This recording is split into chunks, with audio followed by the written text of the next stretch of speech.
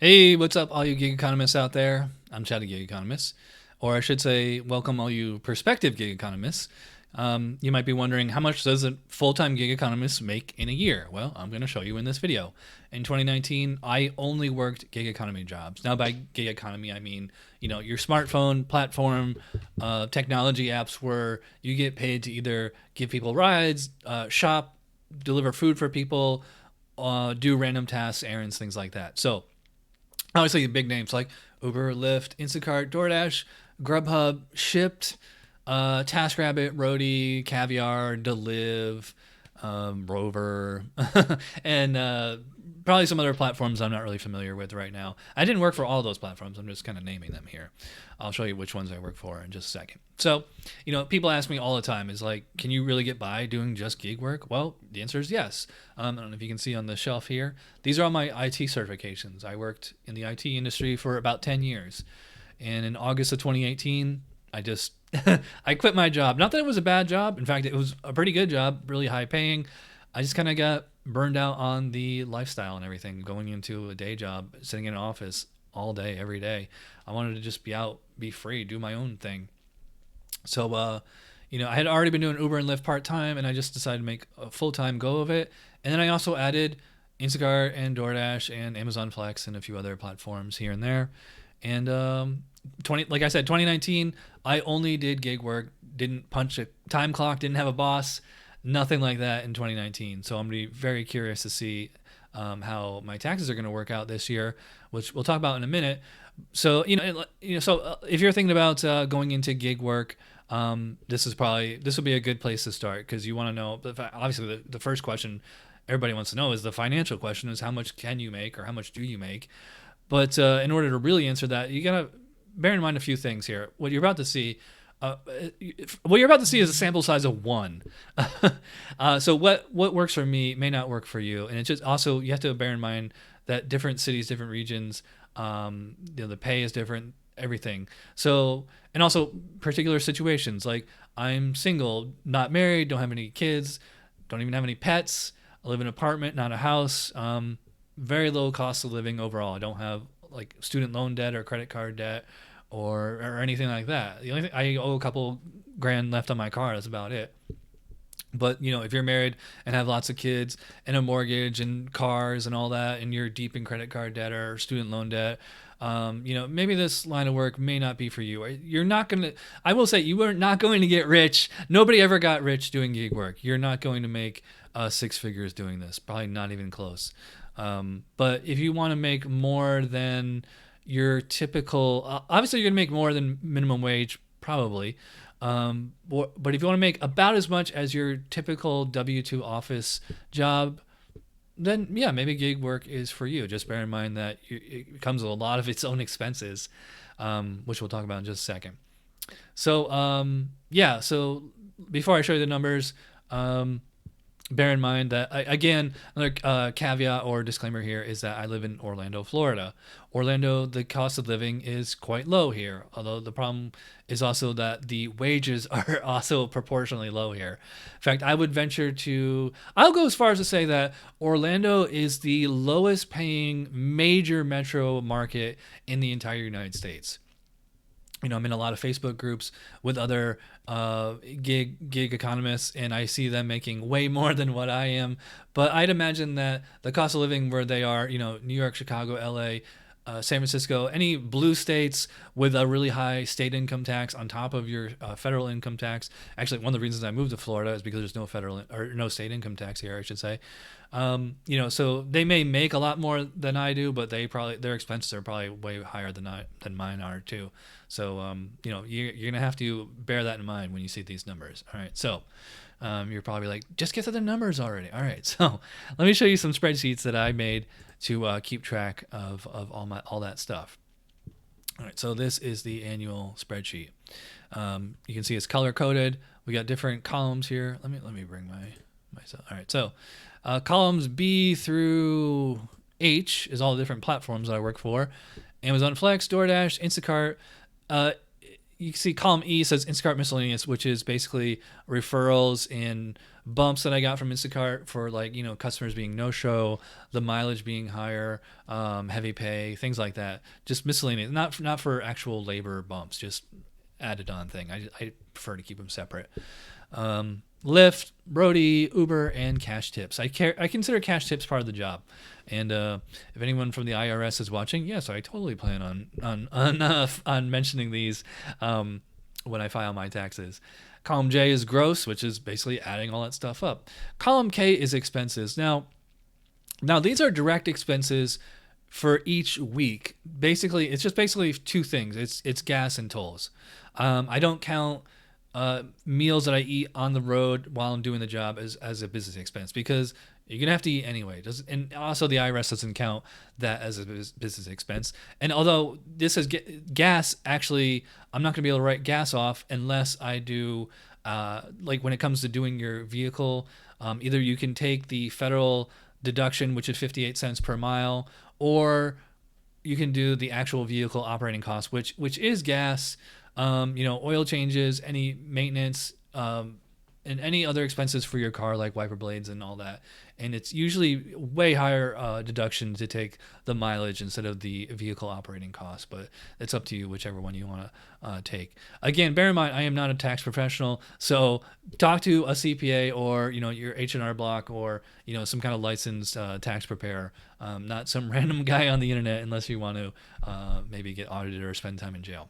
All right, so column L is net, is basically gross minus expenses, and this is like, these are more theoretical things.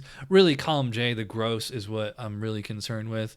So the net is more of a theoretical thing, and then column M is mileage. So yeah, all right. So let's kind of go over this. So you can see all the green is really good weeks for each platform for that week, and it kind of goes within the column.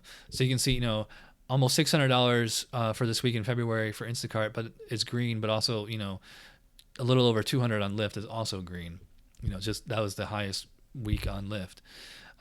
So let's go to the bottom here before we get to the numbers. I just want to show you this pie chart.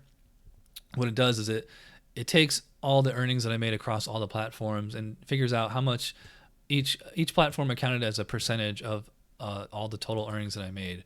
So you can see Instacart alone was 64% plus 4% as Instacart miscellaneous. So that's well over 2/3 just on Instacart. So, and then you can see DoorDash comes in second, but it's, a fraction of what I made with Instacart at 14%. And then everything else is under 10% each. Uber, Lyft, Roadie, Amazon Flex, and cash tips, well under 10% of the money that I made doing those platforms. If I ever got deactivated from any of those platforms, any of these little ones here, I'd be fine, but they're just kind of nice to have as a backup. And we come down to this line chart down here, and this is the gross expenses and net for all 53 weeks of the year. And as you can see, it kind of spikes up and down. That's the thing with gig work, especially if you're going to do it full time. There isn't a whole lot of consistency. There's an average, yes, but some weeks are better than others. It kind of depends on the beginning and the end of the month. Even like the seasons, obviously, even the weather on any particular week. Like you see this dip down here, or it says $164.66. That's because a hurricane was coming that week, and I actually flew up to New York that week, so I only worked one day that week. So I only worked one day. $164 is really good for one day, but not for a week. And then you can see it peaks back up as soon as I came back. People were buying tons of stuff for the hurricane. Actually, is that what that was? I don't remember. Anyway, so at your W-2, if you were to do the same graph with your W-2 day job, it would probably just be a flat line. Might go up a little if you got a raise, but that's the thing with gig work, is there's a lot of it's not necessarily steady. All right, so you probably want to see, get to the how much did you really make? All right, so we'll get to that in a sec. All right, so trying to line this up here. Well, here let's go over the averages. That's the orange row right here. On an average week, I grossed a little over $600. spent a little less than $60 and netted about $555, and I drove a little over 500 miles each week. So it's like 100 miles a day on a 5-day work week. And here's the line everybody wants to see. So here's how much I actually made. With Amazon Flex, $1,300. Doordash, about a little less than $4,500. Instacart, between the two there, you can see it's probably $23,000 on Instacart. Lyft, $1,400. Roadie, $18. I only did 2 roadie things I didn't sign up for a roadie until the end of the year. That's why it's only $18. Uber, 22 and change. And I made a little less than $900 in cash tips for a grand total of a little less than $32,000 gross. But again, I spent the direct expenses about $3,100. So I netted about $28,000. I netted theoretically $28,000. And then I drove in the line of work, I drove 27,529.9 miles. And before we get let me show you another tab on this spreadsheet. So here's my labor earnings by day. Come on, dude. Here we go. All right. So every single day of every single week is accounted for here. I just kind of want to see, some days were better than others, and how many hours did I work. This also helps to figure out the average earnings by day and how many hours I worked by day. You can see that, Tuesdays and Wednesdays, there's a lot of blank here, as I usually take Tuesdays and Wednesdays off. Occasionally I took Thursdays off. Very rarely. I only took 2 Sundays off the entire year, and those were both when I was flying home. Once for the hurricane and then once for Christmas.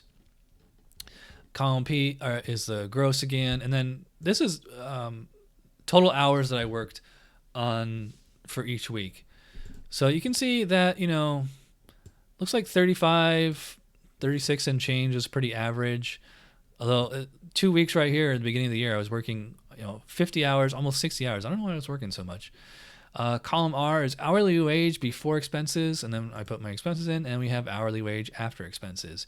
You can see at the beginning of the year here, even though I made quite a bit of money working a lot of hours, I was only averaging $14, $15 an hour before expenses and 12 or 13 after expenses.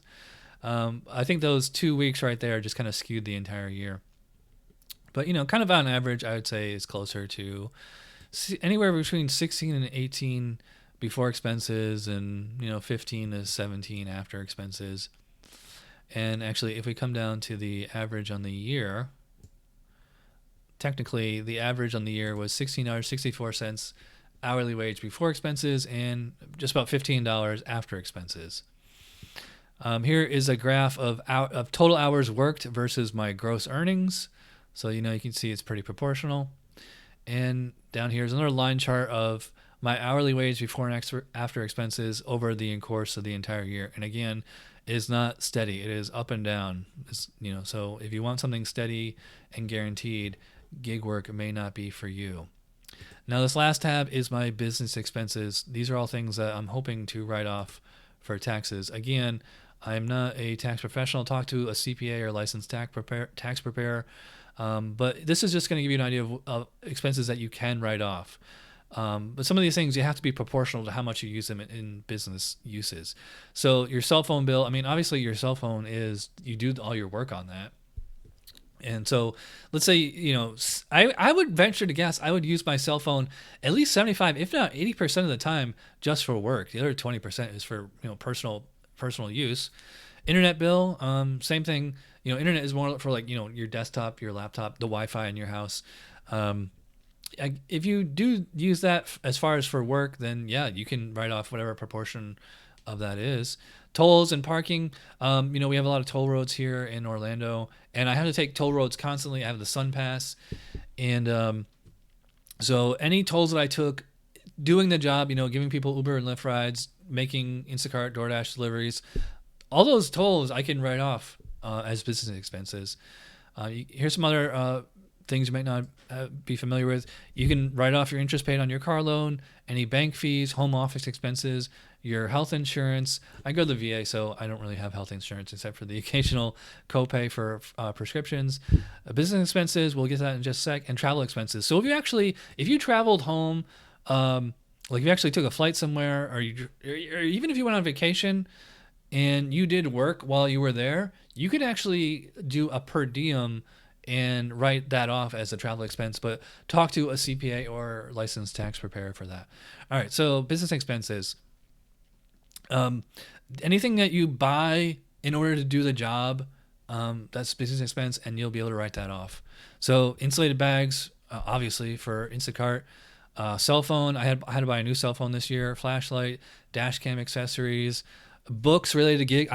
Those books right there, because they're researching how to do the job, they count as business expenses. I mean, it's only a few dollars, but still counts. Cell phone case, cell phone lanyard, cell phone power cable, cell phone repairs. I smashed the screen on my phone. Well, not this phone, my other phone. I smashed the screen on like 3 times. So every time I get that repaired, those repairs are going to be tax deductible. Bought a new computer, bag carriers, mic, and some things on here are just for YouTube, because I do make money doing YouTube. In fact, I didn't show my YouTube earnings or, like Amazon referrals. I didn't show that because that's not related to gig work, and I don't see any reason why you guys really need to see that. So yeah, between all that, so you can see down here $765.57 as far as I can tell on the business expenses, plus everything else on here comes to a total of about a little less than $3,200 in deductible business expense. Maybe a little less than that. Maybe we'll just say like $3,000, or maybe even like $2,800. Yeah, so let's go back to the total earnings.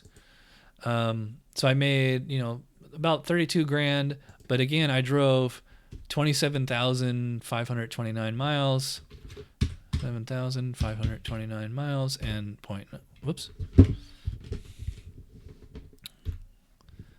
start over here. All right. So the 58 cents per mile is what you can write off at the federal level. So I'm going to multiply 58 cents times 27,529.9 miles. And that's a little less than $16,000 that I can write off as far as mileage, plus, the $3,000 on the business expenses. So, that's, not quite 20,000, but it's quite a lot. And, it's coming down from, about 32,000 plus, 16 plus, so my actual, taxable wage between all the gig jobs is going to be like, I don't know, $10,000. How much do you think I'm going to owe in taxes? Probably not a lot, if anything at all. So maybe I'll do another video in a few months once I actually do my taxes. Yeah, I know I'm going very long here. Oh, let me show you some other spreadsheets real quick while we're here. Spreadsheets that I use to keep track of my daily earnings. In fact, I showed these in another video, but it was a long time ago. Daily earnings and mileage tracker. So this has all 7 days of the week. And, at the end of the day, I just type in how much I made per each platform. In fact, let's open one. I'm trying to find. There we go, weekly earnings.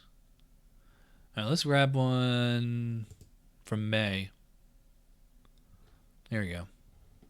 So you can see like how much I made for each day, and it averages out per trip, and my gross.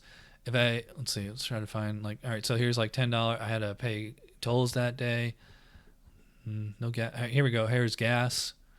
And then, there's a column over here for notes and all that. And then it has its own pie chart too. So what I'll do is I'll take all that at the end of the week and put that in the annual spreadsheet.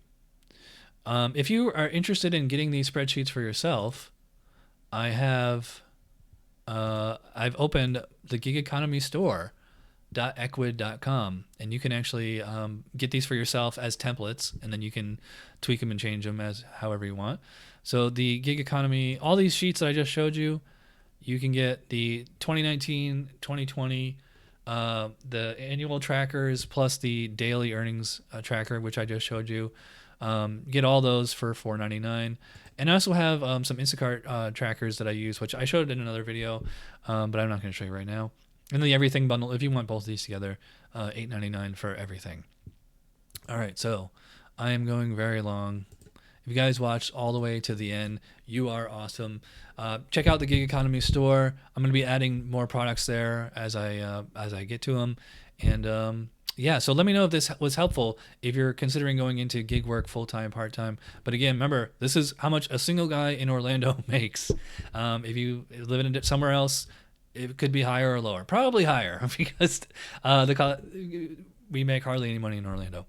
All right, so I'm rambling. Thanks for watching, and I will see you real soon.